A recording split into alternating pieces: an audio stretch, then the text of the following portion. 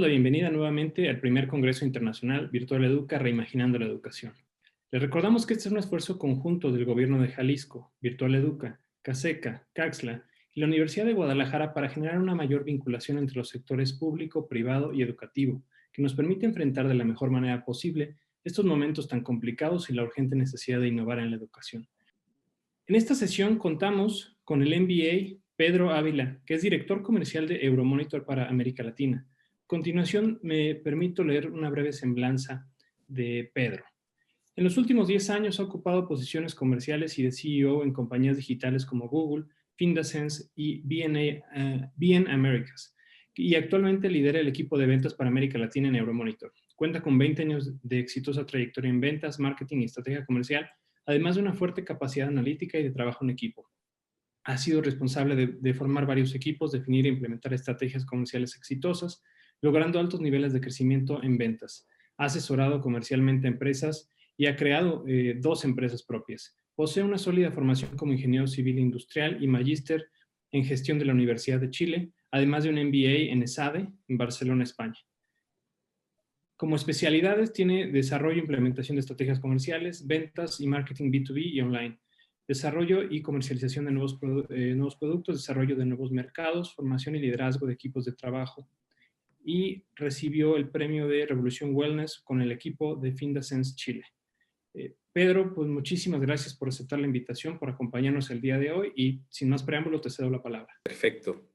Muchas gracias, Eduardo, por la presentación. Gracias al Gobierno de Jalisco y a Virtual Educa también por la oportunidad de compartir con ustedes unos minutos esta tarde. Gracias a nuestros partners de CASECA y de Virtual Educa.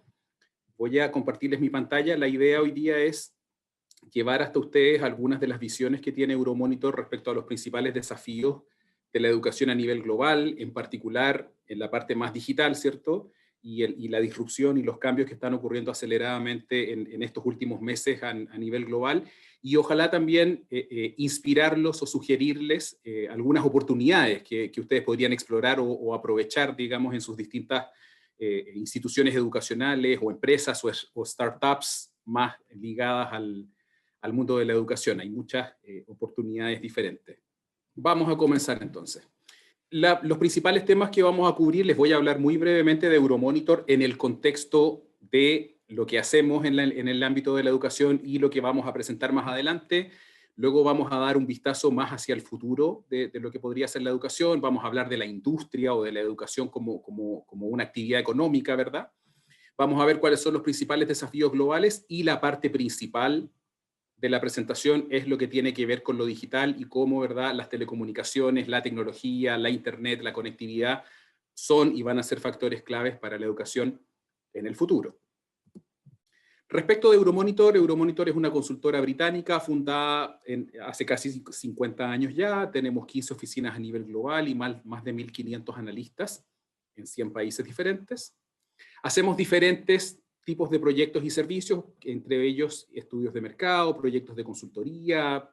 Una de las características que tiene Euromonitor es que tiene datos comparables en todos los mercados. Entonces, si una institución educacional, por ejemplo, está pensando, ¿verdad?, en expandirse hacia otros países, todos los datos de Euromonitor son comparables entre un país y otro. Y bueno, hay una serie de temas que investigamos, que no me voy a detener mucho en eso, pero hablamos o investigamos sobre consumidores, sobre empresas, sobre mercados, sobre proyecciones económicas. Creo que más que hablar de Euromonitor es más interesante lo que vamos a ver en la presentación y ahí van a poder descubrir más sobre nosotros. Todos los países que están marcados en color azul oscuro son los países en donde tenemos investigadores o consultores en terreno trabajando, y los países que están marcados con líneas son países en donde no tenemos gente en terreno en forma permanente, pero sí tenemos de todas maneras información acerca de las economías y los negocios en esos países. ¿Qué es lo que hace Euromonitor? Y esto es importante en relación a lo que vamos a presentar en los próximos minutos. Euromonitor hace básicamente 4 tipos de investigaciones o 4 tipos de proyectos diferentes. Una forma de entenderlos, ¿verdad?, desde lo más estratégico hasta lo más táctico es ¿qué sigue? Lo llamamos nosotros, ¿dónde juego? ¿Cómo gano? ¿Y cómo me va? ¿Qué significa esto en castellano más simple para todos ustedes? ¿Qué sigue? Significa grandes proyectos estratégicos que tienen que ver con las tendencias de largo plazo. Entonces, por ejemplo, ¿verdad?, es investigar la tendencia de que la población está envejeciendo y vivimos cada vez más años, la tendencia, ¿cierto?, de que si yo estudié una carrera y me titulé a los 25 años, antes quizá ejercía hasta los 65 años, pero ahora si voy a vivir 90 o 100 años, quizá voy a ejercer no hasta los 65, sino que hasta los 75 u 85. Y si estoy ejerciendo como profesional durante 40 años, bueno, el mundo, la tecnología, el conocimiento en cualquier disciplina va a avanzar mucho, ¿cierto? Y voy a necesitar probablemente actualizarme en forma permanente. O grandes tendencias, por ejemplo, como la disminución de la natalidad en el mundo a nivel general.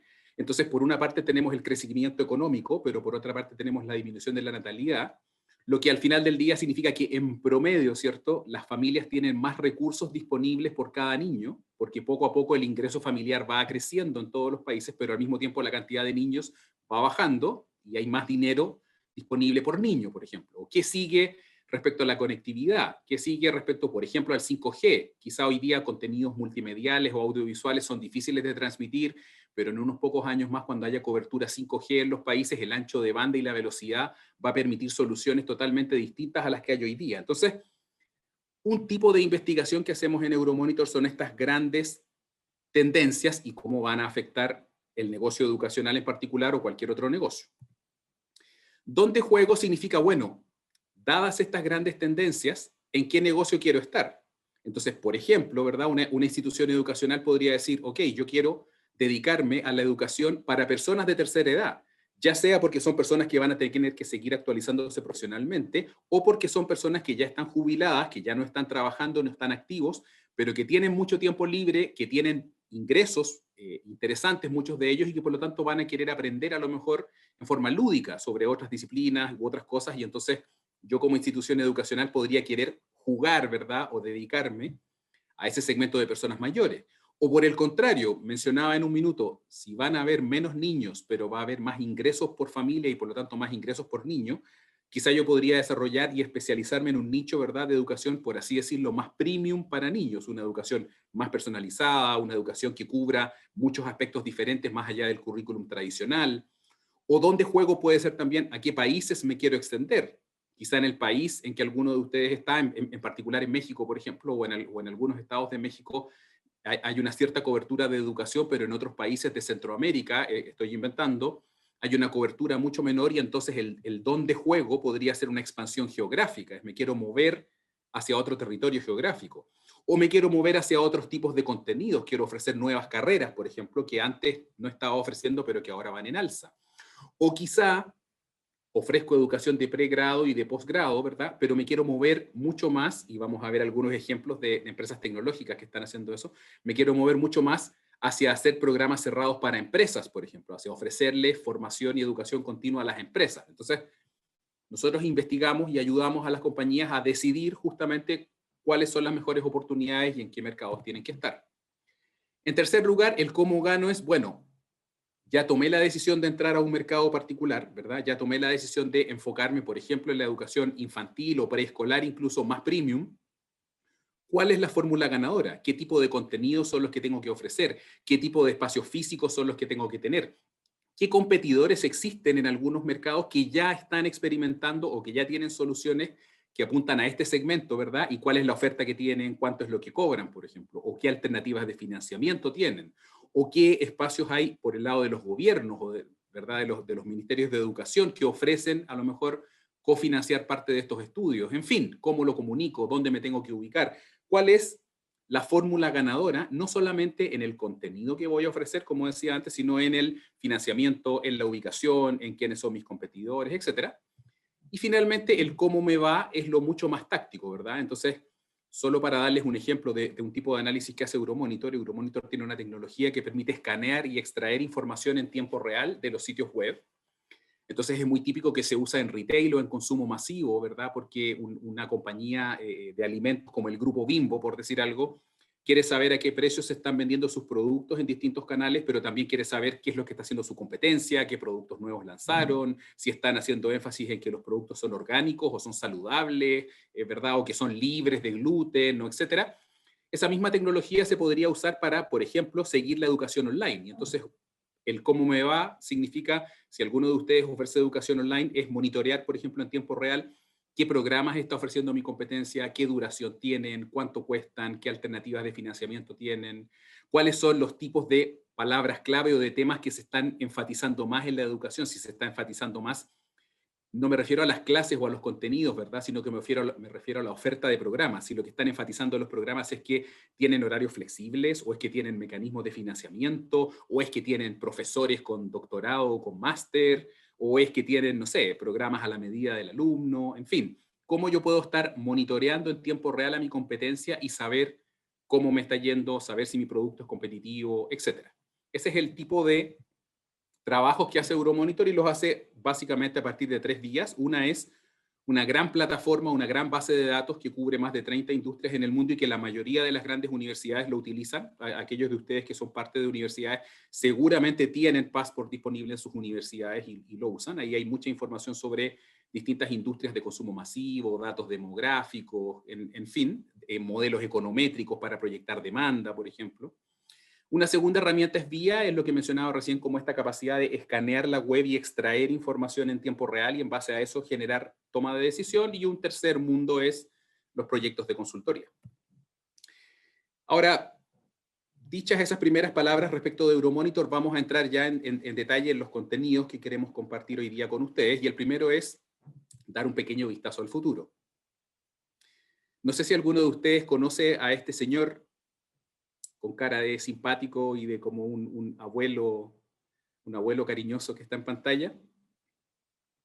Este señor se llama Thomas Frey y es uno de estos muchos gurús, ¿verdad?, súper famosos que van por el mundo dando conferencias en los grandes eventos de negocios. Él en particular es un experto en el futuro, es un futurista, un futurólogo, ¿verdad?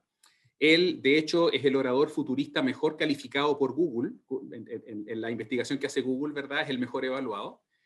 Esta persona trabajó muchos años en IBM y dentro de IBM ha sido el ingeniero que más premios ha recibido por su capacidad de innovación, de vislumbrar, de desarrollar nuevas soluciones. Fue fundador y es el director ejecutivo del Da Vinci Institute, que es justamente una institución que tiene que ver con esos temas de disrupción, de futuro, de innovación, de transformación. Y ha escrito varios libros, entre ellos este primero, Comunicándose, ¿verdad?, con el futuro, y el segundo, 8 visiones radicales para transformar su futuro. Entonces, digamos que es un conferencista y futurólogo muy, muy famoso. ¿Por qué lo estoy mencionando? Porque una de las predicciones de este señor en Business Insider, ¿verdad?, es básicamente que para el año 2030 la empresa más grande de Internet va a ser una compañía enfocada en la educación y sobre la que no hemos oído todavía hoy. O sea, básicamente, ¿cierto?, lo que él está diciendo es que la empresa de Internet más grande en 2030, la empresa que hoy día podría ser, ¿verdad?, Google o Facebook o cualquiera de los otros grandes jugadores, la empresa más grande de Internet para 2030 va a ser una empresa enfocada en la educación y sobre la cual no hemos escuchado todavía, es decir, es una empresa que todavía no existe. Así de importante vislumbra él que va a ser la educación por una serie de factores, entre otros porque vamos a necesitar estar aprendiendo en forma continua y por lo tanto ya no basta el programa de 2 años o 4 años o 6 años, sino que las personas necesitamos estar aprendiendo todo el tiempo, y una compañía que corra sobre la Internet, que tenga la capacidad de hacerlo de forma virtual, adaptar sus contenidos a distintas empresas, a distintas necesidades, a distintos usuarios, va a ser la que va a generar el negocio más grande para 2030, según este futurista. La educación es una industria en expansión. Aquí algunas cifras, ¿verdad? En el año 2018 representaba 3.8 trillones de dólares en negocios. Entre 2018 y 2030, nosotros en Euromonitor proyectamos un crecimiento anual compuesto de casi un 4%. Las regiones en donde va a tener mayor crecimiento, y vamos a ver en unos minutos por qué, son Asia-Pacífico, Medio Oriente y África. Asia es el principal motor de crecimiento, y si se fijan, este cuadro lo que tiene es información sobre preescolar, educación primaria y educación secundaria, y lo que muestra son dos cosas. Muestra los ingresos, es decir, cuánto dinero, ¿verdad?, mueve esa industria, pero también muestra el crecimiento. En este eje, que son las barras, muestra el tamaño del mercado o el tamaño del negocio de la industria de educación en dinero, y los puntos muestran el crecimiento. Entonces, fíjese que los países en donde la educación preescolar, primaria y secundaria es más grande, ¿verdad?, son China, Brasil, Japón, India. que son las barras. Pero si se fijan en el crecimiento, los países donde más crecimiento van a tener es China, con este puntito acá. Este segundo punto es India, con un crecimiento cercano al 10%, ¿verdad? Si miro el tercer lugar es Turquía. Es decir, los países asiáticos son los países en donde más se va a expandir este tipo de educación preescolar, primaria y secundaria, entre otras cosas porque son los mercados que tienen menos cobertura, ¿verdad? Hay menos gente que está hoy día presente en la educación, está siendo educada y por lo tanto se va a incorporar más gente. Si miramos la educación terciaria, ¿verdad? La educación universitaria, de nuevo, los mercados más grandes son China, pero en este caso el segundo es Estados Unidos y el tercero es Japón, en cuanto al tamaño de negocio, en cuanto al dinero que se mueve.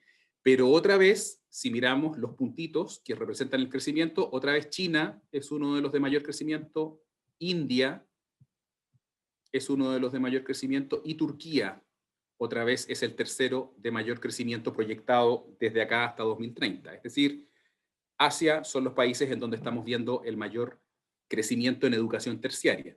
Y lo que viene a continuación es muy interesante desde nuestro punto de vista, y si se fijan, acá arriba pusimos un bombillo, una ampolleta, lo vamos a poner en varias slides porque queremos destacarlo como temas que podrían, ¿verdad?, ser interesantes para ustedes como oportunidades de negocio o como ideas a tener en mente. Esto es la educación enfocada en adultos, o sea, ya ni siquiera es la educación de posgrado, sino que es la educación enfocada en personas de tercera edad, es el negocio, por así decirlo, o la industria de la educación enfocada en personas de tercera edad, y fíjense qué curioso, acá los países más arriba en el ranking no son exactamente los mismos, acá el mercado más grande está en Francia, el segundo en Alemania, el tercero en Estados Unidos, pero el cuarto en Italia, un poco más abajo Reino Unido, es decir, en Europa, ¿verdad?, que es una sociedad más envejecida, pero al mismo tiempo con un nivel de ingresos más alto. La educación que apunta a estos segmentos es un negocio interesante y en la medida, como les decía antes, que la población en el mundo envejece, pero al mismo tiempo el nivel de ingresos va aumentando, poco a poco en algunos casos, pero la tendencia es a que aumente el nivel de ingresos, se vuelve entonces cada vez un segmento más interesante, por una parte para las sociedades envejecidas y para las personas de tercera edad, pero por otra parte incluso el negocio de la educación continua para empresas que continuamente, ¿verdad?, están enfrentándose a cambios en la legislación, a nuevos sistemas para manejo de sus personas, de sus negocios, a nuevos sistemas logísticos, a nuevas soluciones, van reemplazando personas por maquinarias, en fin, hay una oportunidad también muy importante de negocios y para explorar, ¿verdad?, en el mundo de la educación continua para empresas y en el mundo de la educación apuntando a personas de tercera edad. Otra cosa interesante, la mayor parte de las instituciones de educación son pequeñas empresas, son pequeñas organizaciones o pequeños negocios, si queremos llamarlo así. Si se fijan en el color celeste más claro, están las microempresas. Una microempresa podría ser, por ejemplo, ¿verdad?, una guardería o una sala cuna que tiene una sola ubicación, o una escuela, por ejemplo, que es una escuela independiente, no es parte de una red, ¿cierto?, o un centro de formación técnica o de educación profesional, pero que no es parte, como digo, de una gran cadena. Después están en el color azul un poco más oscuro los pequeños, en anaranjado los medianos y en este color lila los más grandes. Y si se fijan, aquí hay ejemplos de varios países, Brasil, Japón, México, Reino Unido, países desarrollados, países emergentes como Brasil o México. La gran mayoría en Brasil, el 80%, en México más del 90%, son pequeñas instituciones independientes y no instituciones que son parte de grandes conglomerados. Sin embargo, respecto de generación de ingresos, esto es, qué porcentaje del total del negocio de educación, ¿verdad?, es el que capturan las instituciones según su tamaño, se ve el efecto totalmente contrario. Las micro y pequeñas empresas capturan una porción mucho más pequeña del negocio y las más grandes organizaciones educacionales, que están en este color violeta, ¿verdad?, son las que en casi todos los mercados, en Corea del Sur todavía no, por ejemplo, pero en casi todos los mercados, las grandes organizaciones son las que generan más ingresos. Entonces, ¿por qué de nuevo lo estamos señalando como una idea o como un punto a poner atención para ustedes? Porque probablemente hay oportunidades importantes que tienen que ver con procesos de consolidación, con fusiones de instituciones, con aprovechar economías de escala, ¿verdad? Economías de escala en la generación del contenido, en toda la parte administrativa, en digitalizar quizá parte de esos contenidos y por esa vía escalar y llegar a muchos más alumnos, en fin. La escala aparentemente es importante para generar ingresos en el negocio de la educación y es un punto para poner atención. Otro factor importante que queremos traer a la mesa es la creciente importancia a nivel global de la educación privada. Esta gráfica muestra una serie de países diferentes y en este eje está el gasto de los consumidores, es decir, el gasto privado en educación, el crecimiento 5 años hacia atrás, en los últimos 5 años, mientras que en este eje vertical está el gasto público, el gasto de los gobiernos. Entonces, si se fijan, básicamente lo que queremos decir es que en la mayoría de los países, el gasto privado, por ejemplo en Nueva Zelanda, por tomar un ejemplo, ¿cierto? El gasto privado es cercano al 10% o ha crecido un 10%, sin embargo el gasto público en Nueva Zelanda ha crecido solamente un 3%. En China e India, por ejemplo, el gasto privado en educación ha crecido cerca de un 10%, sin embargo el gasto público ha crecido entre un 7 y 8%. En México en particular, el gasto privado ha crecido sobre un 2%, mientras que el gasto público ha crecido bajo un 2%. En la mayoría de los países crece más rápido el gasto privado, el gasto de las familias, el gasto de las personas, digamos, en educación, crece más rápido que el gasto de los gobiernos. Entre otras cosas, nosotros estimamos que es porque las personas demandan una mayor calidad en la educación y hay una percepción, y se va a volver a repetir en algunas láminas que vienen más adelante, hay una percepción en las personas de que la educación privada en general ofrece más calidad que la educación pública. Eso no quiere decir que no haya grandes instituciones públicas de gran prestigio, de mucha tradición y que probablemente son la número 1 en cada país. Pero no todos los alumnos y no todas las familias pueden ir a la número 1 y entonces hay una serie de otras instituciones privadas que ofrecen también un buen nivel de calidad educacional y que las personas quieren, digamos, y se interesan en participar y educarse con ellas. China e India son los países de mayor crecimiento y finalmente otro tema interesante es que este traspaso, ¿verdad?, acelerado desde la educación pública a la educación privada en países emergentes se espera que sea más fuerte, por una parte, debido al crecimiento más fuerte en la población de jóvenes en los países emergentes, y por otra parte, la falta de recursos públicos, ¿verdad?, que otra vez abre espacio para educación privada de bajo costo dirigida a los segmentos bajos y medios. Ustedes lo saben, lo vamos a ver en un par de láminas más adelante, pero la educación pública, ¿verdad?, está siempre muy desafiada, los recursos son siempre escasos, siempre falta dinero para hacer más cosas, entonces es difícil que la educación pública aumente su oferta, aumente su capacidad, aumente la cantidad de carreras al mismo ritmo que crece la población, y eso justamente es lo que abre el espacio para el desarrollo de soluciones o de oferta de educación privada. Entonces esta podría ser otra oportunidad a explorar. Ahora, si el segmento principal es el segmento de ingresos bajos y medios, va a ser muy importante no solo el contenido, sino que la forma en que se entrega, ¿verdad? Para que sea económicamente eficiente y para que se pueda ofrecer un buen programa, pero un buen programa a personas que no necesariamente pueden pagar tanto. Hay que encontrar ahí cuál es la solución más eficiente. Varias tendencias, y esto es un resumen de los temas que hemos ido conversando hasta ahora, que impulsan entonces este desarrollo más acelerado que esperamos de la educación privada en las economías emergentes y en desarrollo son, por una parte, una clase media que está creciendo y que dispone de mayores ingresos y que valora mucho la educación y por lo tanto está dispuesto a invertir, ¿verdad?, en una buena educación.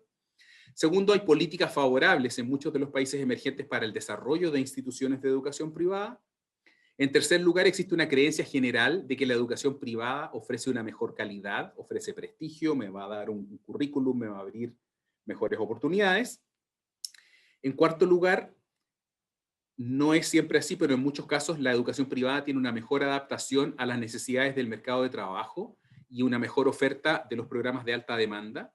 Básicamente la educación pública, ¿verdad?, ofrece todas las carreras tradicionales, innova y agrega nuevos programas, pero en general, o en muchos casos, en el mundo público cuesta adaptarse o cuesta hacer cambios con la velocidad que sí se pueden hacer en el mundo privado, en el sentido de abrir nuevas sedes, eliminar programas que no tienen muchos alumnos o mucha demanda, crear programas nuevos que se adaptan a lo que las empresas están demandando, en fin.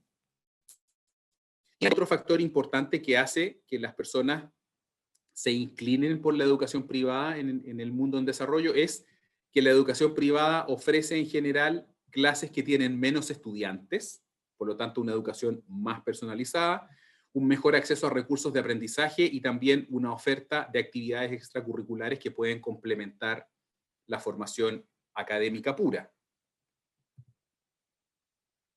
Algunos desafíos globales que nosotros estamos visualizando en la educación. Por una parte, lo habíamos mencionado creo hace unos minutos, ¿verdad? Pero 9 de cada 10 personas sin educación formal viven en Asia-Pacífico, Medio Oriente y África, y por eso esa es la región del mundo en donde más va a crecer el mundo, la industria, el sector de la educación en las próximas décadas. Sin embargo, en América Latina hay espacio, particularmente en América Central o en países como Ecuador, Brasil y Paraguay, por ejemplo, que tienen una menor cobertura o un menor nivel educacional en relación a otros. Otro tema importante es el desafío en infraestructura, ¿verdad? Cada vez más en el mundo urbano, en las ciudades, estamos viendo salas de clases sobrepobladas, y aquí trajimos algunos ejemplos. Incluso en países desarrollados como Inglaterra, hay 500.000 de estudiantes que estudian en clases que tienen 31 o más alumnos. El 40% de las escuelas secundarias en Inglaterra están trabajando a capacidad completa o incluso a sobrecapacidad. Otro ejemplo es Australia, el número de estudiantes crece velozmente, principalmente impulsado por la inmigración, y entonces eso genera otra vez salas de clase, ¿verdad? Salones de clase sobrepoblados, profesores sobreexigidos que tienen que atender a muchos alumnos. Y un tercer ejemplo es en Sudáfrica, en donde incluso en algunas provincias hay clases que tienen más de 80 niños por curso. Entonces, por una parte, ¿verdad?, está el desafío en infraestructura en el mundo urbano, en donde tenemos estos salones de clases sobrepoblados, y por contrapartida, en las áreas rurales sucede justo lo contrario. Debido a la rápida urbanización, por ejemplo, ¿cierto?, 1/3 de las escuelas rurales en India tienen menos de 50 alumnos, y más de 5.000 escuelas rurales en India están vacías, y por el contrario, ¿cierto?, en las zonas urbanas, toda esa gente que está migrando es la que llena los salones de clases. Y en el caso de China, alrededor de 3/4 partes de las escuelas rurales primarias fueron cerradas en los últimos 15 años por la política de un solo hijo, ¿verdad?, que trajo una menor cantidad de estudiantes, pero también y muy fuertemente por la explosiva urbanización del país. La gente se mueve muy rápido a las ciudades y entonces quedan escuelas desocupadas en las salas, en las secciones rurales, y quedan o nos enfrentamos a escuelas muy sobrepobladas en la parte urbana. Hay un desafío de infraestructura. Otro tema importante son las tasas de estudiantes por profesor en las economías emergentes versus en desarrollo. Los países que están marcados acá con color celeste o azul son los países más desarrollados, y los países en color gris son los países emergentes, y si se fijan, ¿verdad?, claramente en la gráfica, los países desarrollados de color celeste se tienden a mover hacia el lado derecho o a agrupar en el lado derecho, que es menos alumnos por profesor o menos alumnos por salón de clase, mientras que los países emergentes o en desarrollo, que son los de color gris, están en la zona izquierda de la gráfica, que es la zona justamente de más alumnos por cada profesor. Las tasas de alumnos o la cantidad de alumnos por profesor en países nórdicos, en Alemania o Taiwán, por ejemplo, son entre 2 y 5 veces menores a las de países que están en el otro extremo, como podría ser India, Sudáfrica o Filipinas, y está comprobado que el nivel de participación en las actividades educativas y los resultados finalmente del aprendizaje es más alto en los países desarrollados, entre otros factores porque los alumnos gozan de más tiempo y de más atención de sus profesores. Claro, si un profesor tiene un salón de 12 alumnos, ¿verdad?, la dedicación, la atención que puede prestar a cada uno es mucho mayor que si tiene 40. Y por lo tanto, en esas economías y en esos países se logra un aprendizaje que es personalizado, que es más efectivo y que es especialmente importante en los primeros años de la educación. Hay un desafío, ¿cierto?, en nuestros países de infraestructura y de bajar la cantidad de alumnos por salón, y probablemente quienes sean capaces de ofrecer ese tipo de servicio a las familias van a tener éxito y van a encontrar personas interesadas. Otro tema es el crecimiento de profesores debido a la mayor matrícula de estudiantes. Entonces, otra vez, esta gráfica muestra en el eje horizontal el crecimiento en el número de profesores en los últimos 5 años versus en el eje vertical el crecimiento en el número de estudiantes.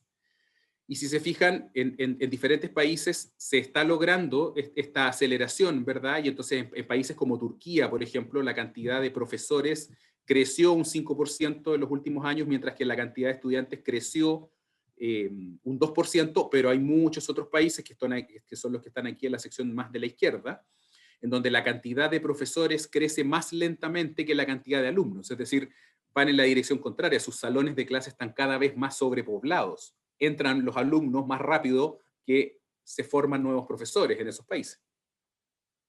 Entre 2013 y 2018, Medio Oriente y África registraron el mayor crecimiento en empleo en la educación, es decir, en nuevos profesores que se incorporaron. Sin embargo, de aquí a 2030 se proyecta un crecimiento de un 25%. Y ese rápido crecimiento, combinado con una mala preparación de los profesores en muchos casos, con bajos salarios, con ausentismo de los profesores y al final del día con la falta de profesores calificados, son uno de los desafíos más grandes que van a enfrentar las economías emergentes y en desarrollo. Con lo cual, el desafío o la oportunidad, ¿cierto?, no es solo ofrecer soluciones de educación innovadoras en las diferentes carreras o en los diferentes programas, sino que muy particularmente en el mundo de la pedagogía, en el ámbito de la pedagogía, formar personas que a su vez van a ser los formadores de otras personas. Estos son datos de la UNESCO y se estima que para 2025 se van a requerir 51 millones de nuevos profesores y para 2030 se van a requerir 69 millones de nuevos profesores en el mundo.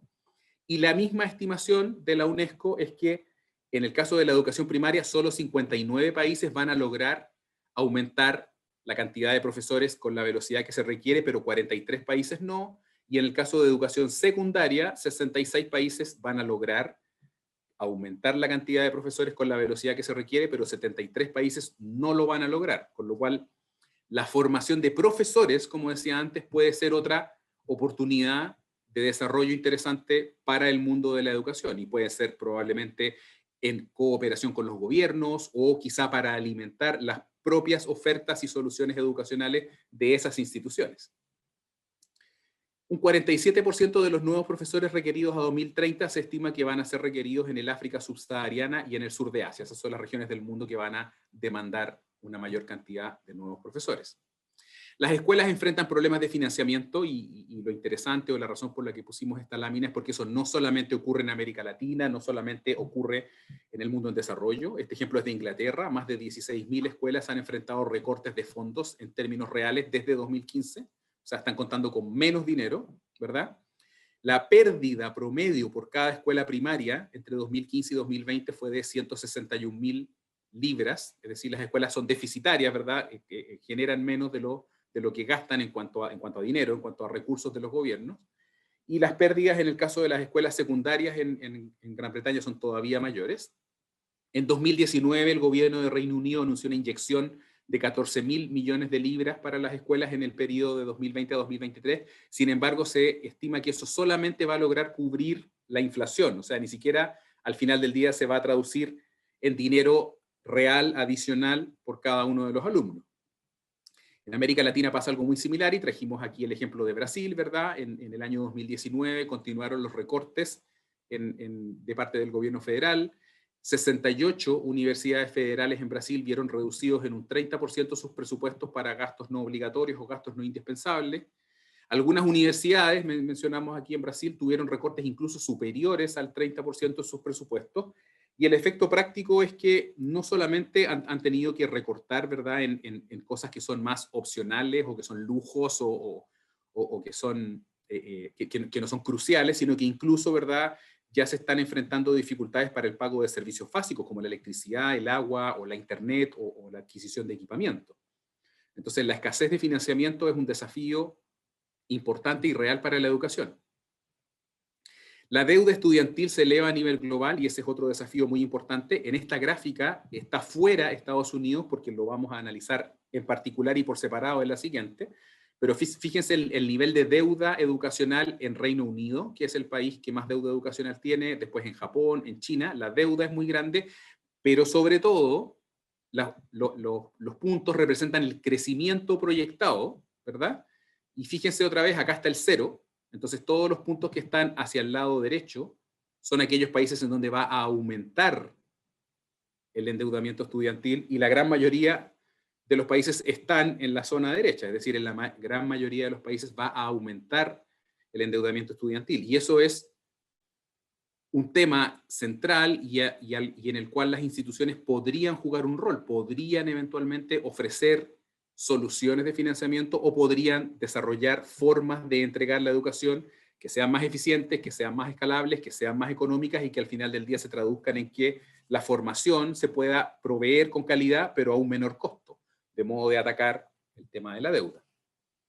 Estados Unidos, como decía recién, es un caso aparte, o lo estamos mostrando aquí aparte. El factor o la variable de deuda más grande en Estados Unidos son las hipotecas, ¿verdad? Pero la segunda deuda más grande en Estados Unidos es la deuda en educación. Y el crecimiento entre 2013 y 2018, en los últimos 5 años, fue en torno al 5%, y el crecimiento que se espera en los próximos 5 años es en torno a un 3%. Es decir, el único endeudamiento en Estados Unidos que va a crecer más rápido todavía es el endeudamiento automotriz, ¿verdad? Pero el segundo en crecimiento en Estados Unidos es el endeudamiento en educación. Y finalmente, bueno, vamos ahora ya a la parte central de la presentación, que es cómo nosotros en Euromonitor estamos visualizando que las comunicaciones y la tecnología van a ser factores clave. Hay mucho contenido aquí, entonces voy a compartir algunas cosas, pero les vamos a dejar también sugeridos muchos nombres de startups tecnológicos o algunos artículos que ustedes pueden leer por si quieren profundizar posteriormente en el tema.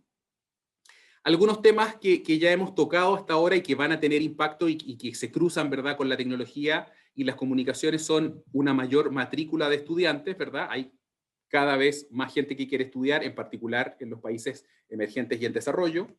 Faltan profesores y los costos laborales van en aumento.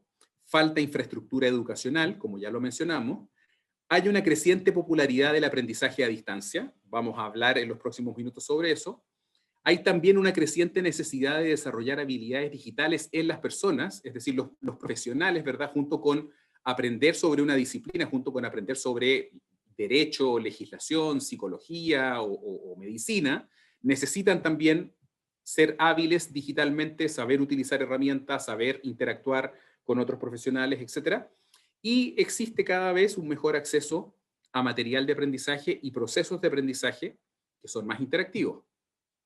Algunos datos: más de 800 millones de personas en el mundo, ¿verdad?, entre 15 y 24 años ya están conectados a Internet.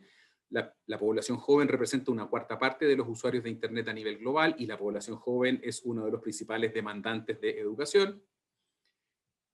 En 2018 ya se encontraban online el 94% de los jóvenes en países desarrollados, pero solo un 67% en países en desarrollo. Hay una brecha ahí. Solamente China e India reúnen cerca de 2/5 partes de la población joven que está online en el mundo, y casi el 90% de la población joven que no tiene acceso a Internet, es decir, la que le va a costar más subirse a esta tendencia, ¿verdad?, está en países de África y de Asia-Pacífico. Algunos ejemplos de países que van incorporando aceleradamente la tecnología en educación: por ejemplo, en Estados Unidos, el programa E-Rate. En 2013, solamente 4 millones de estudiantes tenían acceso a Internet de alta velocidad en escuelas de Estados Unidos. 5 años después, para 2018, el número había crecido desde 4 millones a 45 millones de estudiantes, y hoy día, en 2020, todos los estudiantes en las escuelas de Estados Unidos tienen acceso a Internet de alta velocidad en sus salas de clase, por ejemplo. Otro ejemplo es el One-to-One Computing Initiative, también de Estados Unidos, ¿verdad?, y que busca ofrecerle a cada estudiante en cada escuela un dispositivo móvil conectado a Internet que le permita educarse o complementar su educación con un dispositivo conectado a la Internet. Entonces aquí hay un ejemplo, ¿verdad?, de un distrito en particular, en donde ya han entregado 150.000 Chromebooks. Los Chromebooks son estos computadores, estos laptops, ¿verdad?, estos notebooks de Google, a sus estudiantes. Apple, por ejemplo, en Kansas, ha ido incrementando, ¿verdad?, sus acuerdos para entregar iPads. En otro distrito distinto, Apple también reemplazó 40.000 iPads antiguos con nuevas unidades en 2018 y 2019. Para 2030 nosotros proyectamos que el 77% de la población mundial va a estar utilizando Internet. El 94% de los hogares van a poseer smartphones para 2030 y el 61% de los hogares poseerá laptop para 2030. Ahora, estas cifras y estas estimaciones son pre-COVID, porque en 2020 y en tiempos de pandemia, ¿verdad?, muchos de esos cambios sucedieron en semanas. Entonces aquí, por ejemplo, ¿cierto?, hay un artículo de Harvard Business Review que habla de cómo la pandemia empujó a las universidades al mundo online, ¿cierto? Y en América Latina no es diferente, en el sentido de que fuimos empujados al mundo online, pero hay algunas brechas que son muy importantes. Esta gráfica, que es de la CEPAL, muestra la cantidad de estudiantes que no están asistiendo a clases presenciales hasta agosto de este año, y si se fijan, el número está en torno a 160 millones de estudiantes que no están pudiendo asistir a clases en 25 países distintos. Esta es la cantidad de países que tienen suspendidas las clases presenciales. Entonces, hay un número muy importante de estudiantes en América Latina que no están asistiendo a clases, pero lo que es más dramático, y otra vez acá hay la idea, ¿verdad?, o la oportunidad para quienes quieran tomarla y desarrollar una solución. Fíjense lo que sucede, acá esto está un poco pequeñito, pero este país es Brasil, ¿verdad? Podemos tomar México acá, por ejemplo, y entonces esto es la posesión o el acceso a un computador personal, pero fijo, de escritorio. Esto es un notebook o una computadora portátil, y esto es un tablet, y los puntos representan el cuartil, es decir, el 25% más rico de la población, arriba, y abajo el 25% más pobre de la población. Entonces, esta situación de que millones de alumnos en América Latina fueron obligados a irse a su hogar, en los niveles económicos altos, ¿verdad?, en el 25% más rico de la población, no tiene tanto impacto porque un porcentaje muy alto posee conexión a Internet y posee dispositivos digitales, con lo cual en forma relativamente rápida puede subirse, pero en los segmentos más bajos la situación es dramática. En torno al 10% solamente tienen acceso a algún dispositivo que les permita conectarse. Entonces, durante un buen tiempo, al menos el 90%, ¿cierto?, de ese porcentaje, de ese 25% de ingresos más bajos en la población, simplemente se quedó fuera. Se vio forzado a ir a casa, pero no tenía ninguna posibilidad de conectarse. Y lo mismo sucede en la mayoría de los países de América Latina. Si se fijan en la parte baja, ¿verdad?, el 25% de menores ingresos prácticamente no tiene hoy día acceso o posesión de dispositivos digitales conectados a Internet que les permitan educarse. Entonces, aquí hay un tema muy importante, porque si ustedes van a desarrollar soluciones de aprendizaje que apunten a segmentos de menores ingresos, probablemente el dispositivo o el darles acceso a un dispositivo va a ser un factor clave. Entonces, si yo voy a desarrollar una carrera técnica, por decir algo, que dura 6 meses o que dura un año y que es remota, que el aprendizaje es online, quizá debiese estar considerado y debiese estar hundido en el costo del programa, el costo de un notebook o el costo de un laptop, porque de lo contrario, ese programa o esa oferta va a fracasar simplemente porque las personas a las que está dirigida no tienen cómo conectarse. Otro tema importante y que habíamos mencionado, ¿verdad?, es la ayuda o el apoyo que necesitan los profesores. Otra vez estamos viendo datos de CEPAL. ¿Cuántos países en América Latina han implementado medidas de apoyo desde los gobiernos a los profesores? Entonces, por ejemplo, entrega de dispositivos digitales. Solo 2 países en América Latina han entregado dispositivos digitales a los profesores durante COVID. 3 países han implementado estrategias de contención emocional, 4 países han puesto a disposición bibliotecas digitales para docentes, ¿verdad?, no para estudiantes, sino que especializado para docentes, o recursos en la web para docentes, 9 países, cursos en línea dirigidos a docentes, 11 países, y otros recursos en general dirigidos a docentes, 15 países. Tan importante como diseñar buenos programas para los estudiantes, que sean atractivos, ¿verdad?, que tengan buenos contenidos, que tengan un costo accesible para ellos, en fin, tan importante como eso es pensar en los docentes, y una fortaleza, una ventaja competitiva cada vez más importante para las instituciones educacionales va a ser contar con estos docentes formados, preparados, apoyados, con contenidos, etc. La tecnología va a transformar a la industria de la educación, y aquí les dejamos varios ejemplos para que ustedes puedan explorar después, pero un tema es la realidad virtual o realidad aumentada o la gamificación, ¿verdad? Piensen, por ejemplo, una persona que está estudiando mecánica automotriz y que con unos anteojos de 3D, ¿verdad?, puede mirar el motor de un automóvil y con realidad aumentada saber cuáles son las distintas partes o en dónde se conecta o se desconecta algo, y cómo eso puede contribuir a educar o a formar a alguien en ese tipo de cosas, o cómo, por ejemplo, la gamificación puede contribuir a revolucionar las formas de evaluación de aprendizaje de la educación. Si yo, en lugar de hacer un típico examen con 50 preguntas, ¿verdad?, cerradas de desarrollo o lo que sea, el examen en realidad es una especie de juego en que voy superando etapas en la medida en que voy demostrando que tengo el conocimiento, al final del día eso simplemente es más interesante y más atractivo para los estudiantes, los va a motivar y los va a comprometer más. El Internet of Things, ¿verdad? Hablamos de los refrigeradores y los parlantes de Google y un montón de otros dispositivos, los televisores conectados a Internet. Bueno, cómo apalancarse en el Internet of Things y en las tecnologías en la nube para también tener nuestras escuelas conectadas y que nuestros estudiantes puedan sentirse en la universidad o en la escuela cuando están presencialmente o cuando están en forma remota. Y aquí hay otros 3 ejemplos de empresas u organizaciones que están innovando en ese tema y que ustedes pueden revisar.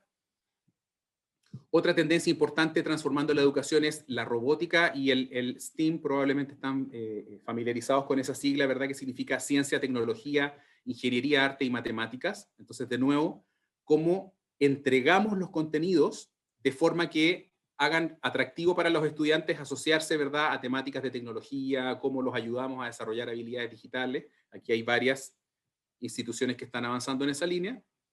Aprendizaje adaptativo basado en inteligencia artificial, vamos a volver sobre eso en un par de láminas más, pero básicamente crear un plan de aprendizaje a la medida para cada estudiante, ¿verdad? Que permite incrementar la motivación del alumno. O sea, mediante inteligencia artificial o análisis de datos, yo me puedo dar cuenta que hay personas que tienen más facilidad para aprender leyendo, por ejemplo, pero hay otras personas que aprenden, retienen, capturan mejor la información quizá en forma audiovisual y entonces es mejor ver un video, por ejemplo. Hay otras personas que pueden capturar mejor la información a través de un juego, por ejemplo, que me vaya haciendo una trivia o que me vaya entregando contenidos, en fin. ¿Cómo somos capaces de personalizar, entregarle a cada alumno los contenidos de la forma que le es más atractiva, que le es más interesante, evaluarlo, ¿verdad?, de una forma que también sea interesante, y aquí hay varias organizaciones trabajando en esa línea.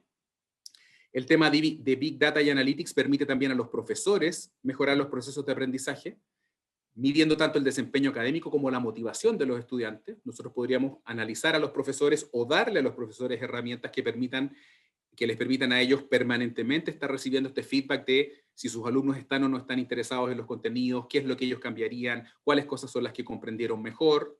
Y aquí hay algunas organizaciones que trabajan en esa línea.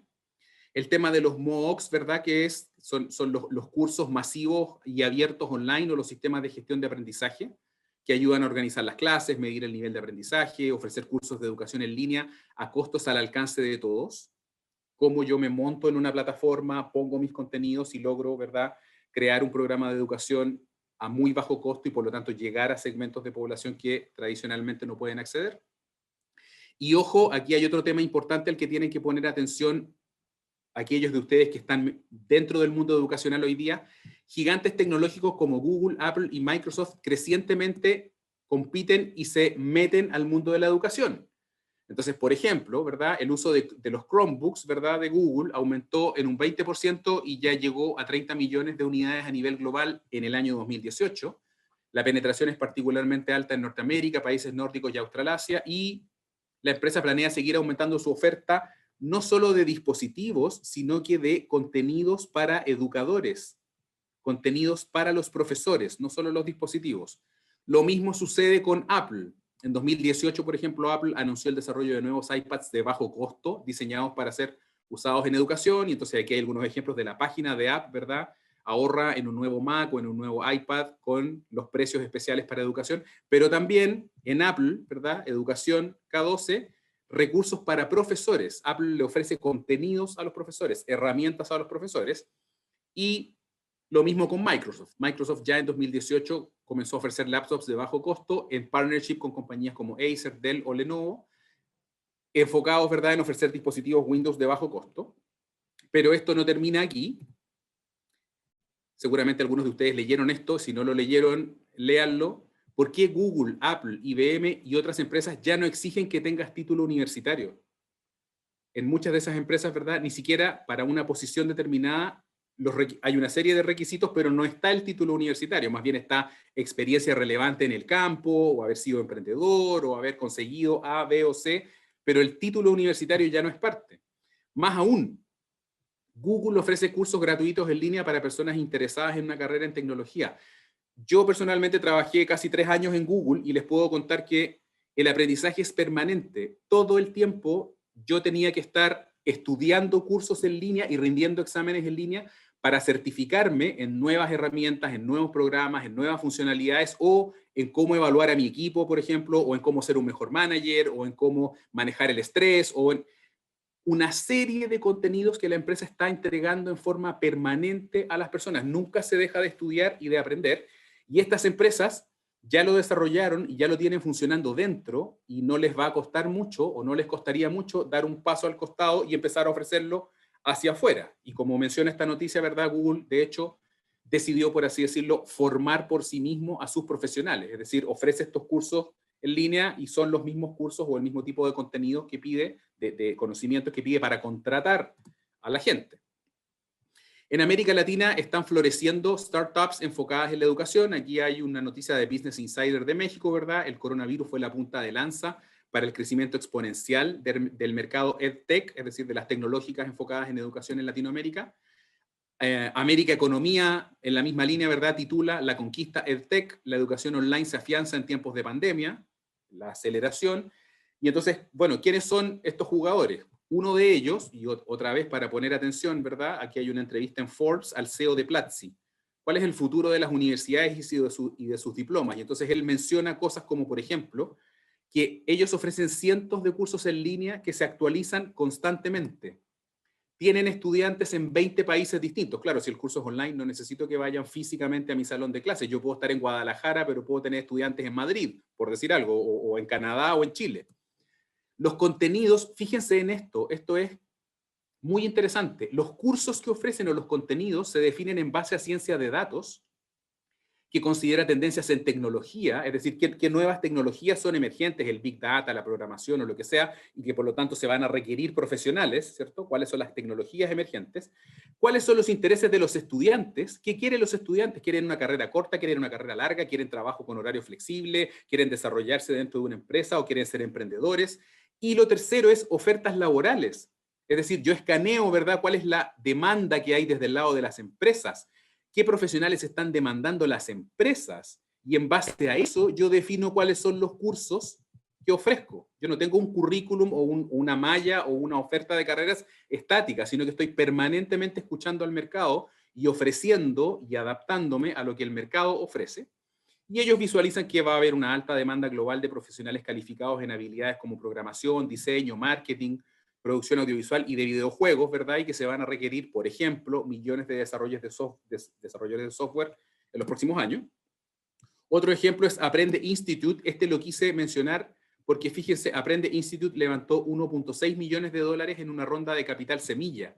Es decir, un competidor en el mundo de la educación, ¿verdad?, está levantando capital no desde los estudiantes, no cobrando matrícula o no cobrando una mensualidad, sino que incluso desde fondos, digamos, de inversión ángeles, ¿verdad?, capitales de riesgo, etcétera, y otras fuentes de financiamiento. Ubits lo quisimos mencionar porque fíjense que ellos mismos lo promocionan así, ¿verdad? La mejor experiencia de capacitación corporativa online. Es decir, hay edtechs que se están enfocando específicamente a las empresas, o hay otras como Eidos, que ofrecen soluciones educacionales para empresas, gobiernos u otras organizaciones. Y lo interesante que nos pareció de Eidos, para mencionárselos, es que ellos desarrollan soluciones en diferentes formatos, desarrollan aplicaciones para aprender o manuales interactivos, o entrenan a los entrenadores, ¿verdad? O hacen workshops, desarrollan juegos, soluciones en realidad virtual, en fin. Es decir, la forma de entregar el contenido es diversa y hay jugadores en las tecnológicas de educación que toman esa oportunidad. Finalmente, y a modo de resumen, ¿qué es lo que nosotros les proponemos en Neuromonitor como ideas de oportunidades que ustedes debiesen explorar y poner atención? Primero, analizar y entender en profundidad a diferentes grupos. Como mencionaba al principio de la presentación, por ejemplo, un grupo es la educación preescolar, ¿verdad? Podría ser un grupo objetivo interesante en donde hay cada vez menos niños, pero más ingresos disponibles por niños. Entonces, ¿qué soluciones se podrían dar para ese grupo? ¿O qué soluciones de educación se podrían ofrecer a personas de tercera edad que tienen tiempo y algunos de ellos tienen dinero, pero no necesariamente son tan tecnológicos? ¿O qué soluciones puedo ofrecer a empresas? ¿O qué tipos de trabajo se pueden hacer en forma remota? En fin, entonces, tomar estos segmentos y estimar cuál es el potencial económico que hay, cuánta gente hay, cuánto dinero podría invertir en educación, y diseñar, ¿cierto?, la solución ganadora para ese segmento específico. ¿Qué acceso tengo que darle? ¿Va a ser online? ¿Va a ser presencial? Etcétera. ¿Qué tipo de contenido? O incluso, ¿qué programa de financiamiento? O incluso si el notebook, ¿verdad?, o el iPad tiene que estar hundido dentro del costo y financiado en cuotas porque es una persona de niveles de ingresos bajos que necesita esa herramienta y no la tiene. Otro tema muy importante y en el que nosotros en Euromonitor trabajamos con instituciones es revisar críticamente la situación actual de cada uno de ustedes, ¿verdad? Es reflexión, estudiar benchmarks, ver cómo lo hacen otros en su país o en otros países. Identificar oportunidades para aumentos de eficiencia y generación de ventajas competitivas, por ejemplo. ¿Se puede ser más eficiente y crecer por la vía de fusiones y adquisiciones que les van a dar más escala? ¿O se puede ser más eficiente por la vía de incorporación de tecnología? Porque ustedes tienen un grupo de profesores que son excelentes en una disciplina, pero que solamente pueden formar a 50 o 100 estudiantes por año. Y si ustedes llevan eso a la nube o llevan eso al mundo online, esos mismos buenos educadores que transmiten bien los contenidos podrían llegar a miles de estudiantes distintos, por ejemplo, ¿verdad? ¿Qué programas de apoyo ustedes podrían desarrollar para sus profesores, para fortalecer y actualizar a sus profesores?